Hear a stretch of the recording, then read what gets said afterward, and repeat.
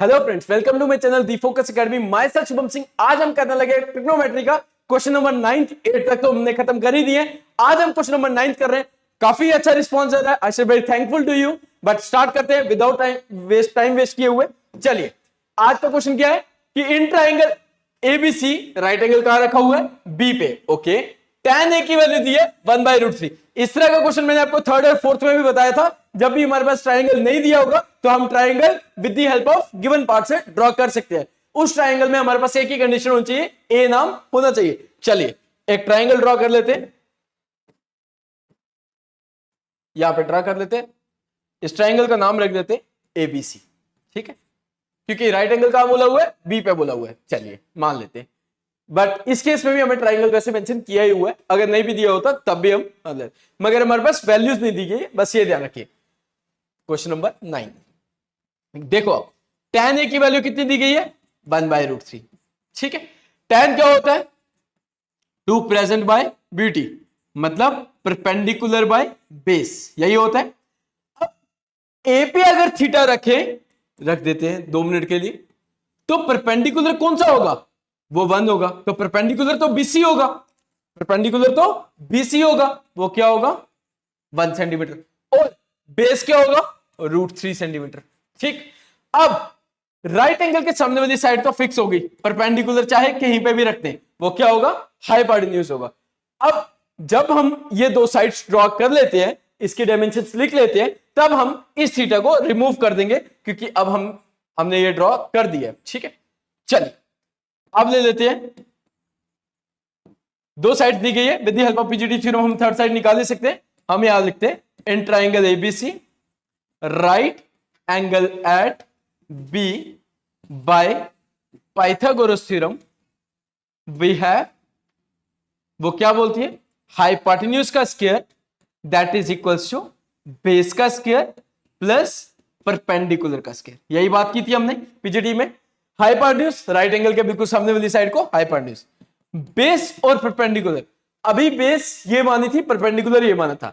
But मैंने आपको बार बार बता रहा हूं, when we have apply PGD theorem, that time you have to take base this side and after that this is the perpendicular side. Base को बोलेंगे BC और perpendicular बोलेंगे एबी, क्योंकि थीटा मेंशन नहीं करना होता है। यहां पे एसी की वैल्यू हमें फाइंड आउट करनी है। बीसी हमें नहीं दिया हुआ है, 1 दिया है, बट एबी कितना दिया है? √3 स्क्वायर एज इट इज। ठीक है, तो AB स्क्वायर वैसे ही 1 square is also 1, square and root will be cancel, so √3 का स्क्वायर क्या आ जाएगा? 3 आ जाएगा। सो AB का square 3 + 1 4, AB equals to √4, AB equals to 2 centimetre. ठीक, निकाल दी सबसे लॉन्गर साइड।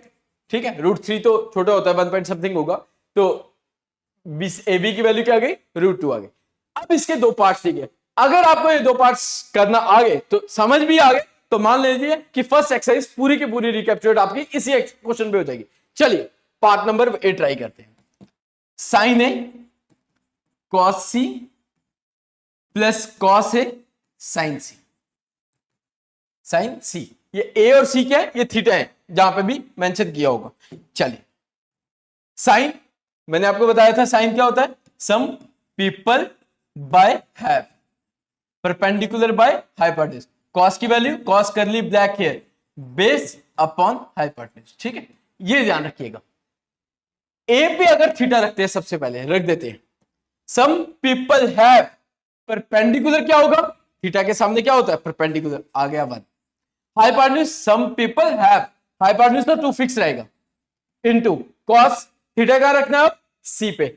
इसको रब कर देते हैं, इसको रब करते हैं 2 मिनट के लिए, और थीटा रख देते हैं कहां पे? सी पे। Okay, cos curly black hair, base theta के सामने तो परपेंडिकुलर होगा, बेस इसका मतलब 1 होगी। हाइपोटेन्यूज तो फिक्स है सबके लिए, चाहे वो साइन का हो चाहे वो कॉस का हो, whatever it is, but the hypotenuse is fix. It is the longest side of the given triangle, that is 2 centimetre. अब कॉस ए पे थीटा, अब ए पे थीटा मेंशन कर देते हैं। Cos curly black hair, when we have take theta at point A, base is represented as AB, so वो कौन सी होगी? √3। करली ब्लैक, हाइपोटेन्यूज क्या है? 2। सोचने की जरूरत ही नहीं है, हाइपोटेन्यूज लॉन्गर साइड है, बार बार बता रहा हूं। सी पे थीटा रखो, रख दीजिए, रख देते हैं। सम पीपल हैव, परपेंडिकुलर क्या हो गया? √3, हैव क्या हो गया? 2। तो √3/2। देखो 1 2 द 4, √3 को √3 से करेंगे 3 आएगा। अगर आप ऐसा नहीं लिखना चाहते आप ऐसे लिख लो। मैं आपको एक और टेक्निक बताता हूं, मल्टीप्लाई है तो स्क्वायर में लिख देते हैं, 1/2 का होल स्क्वायर। ठीक है, तो 1 का स्क्वायर 1, 2 का स्क्वायर 4, √3 का square, square root cancel, but 2 का स्क्वायर 4, टेक 4 एलसीएम, न्यूमरेटर में क्या आ जाएगा 1 + 3, 1 + 3 किसके इक्वल होगा 4, 4 / 4 दैट इज इक्वल टू 1। तो ये रहा हमारा पार्ट नंबर ए का आंसर। समझ आ गया? ये ध्यान रखिएगा कि ए पे थीटा कैसे रखना है, सी पे थीटा कैसे रखना है, और जब ए पे थीटा रखेंगे तो परपेंडिकुलर क्या होगा, हाइपोटेन्यूज तो एंगल के सामने रहेगा, वो तो फिक्स है, उसके लिए तो हमें सोचना ही नहीं है। बस सोचना किसके लिए, ये बीसी और एबी के वैल्यू। समटाइम्स बेस आप ये रिप्रेजेंट करोगे, समटाइम बेस आप ये रिप्रेजेंट करो, same as case of perpendicular के लिए भी। अब यहां पे मैं कोशिश करता हूं आपको बी पार्ट भी करवा देता हूं। चलो बी पार्ट वैसे मैंने नेक्स्ट लिखा हुआ है, बट मुझे डायग्राम बनाना पड़ेगी। 2 1 3 यहां पे मैं डायग्राम बना लेता हूं। ये 2 था, ये 1 था, ये √3 था, ये ABC नाम था। ठीक है, यही पार्ट है इसी का। फिफ्थ ये क्वेश्चन नंबर कौन सा आपका 9th का, क्वेश्चन नंबर 9th का सेकंड पार्ट है। ठीक है, इसके 2 पार्ट्स है, ये भी मोस्ट ऑफ द केसेस में एग्जाम में पूछा जाता है। ठीक है, अब क्या वैल्यूज है, cos A cos C minus sin A sin C की वैल्यू। ओके, अभी बताया था sine some people perpendicular by hypotenuse, some people have cos curly black hair base by hypotenuse। ठीक, चलिए थीटा रखते हैं, पहले कहां पे रखेंगे, ए पे रख देते हैं, ए पे cos curly black hair base theta अगर ए पे है, ये तो परपेंडिकुलर है, तो बेस कौन सी होगी √3।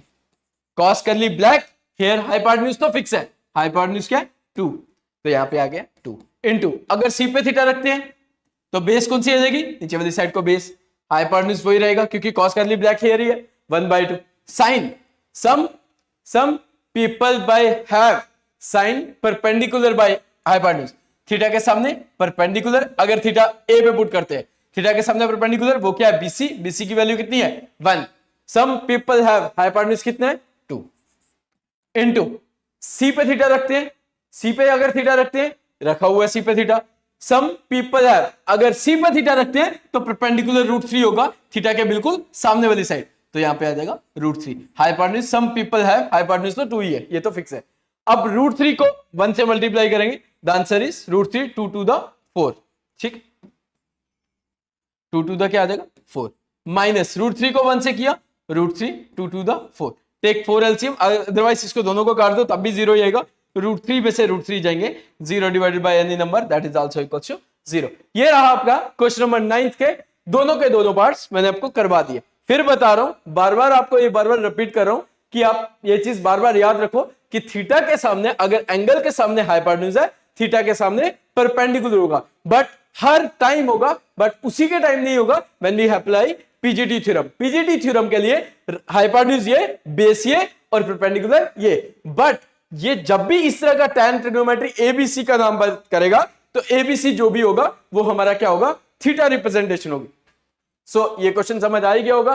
So thank you so much, I hope you like my video. If you like my video, please, it's humble request to all of you, like, share and subscribe.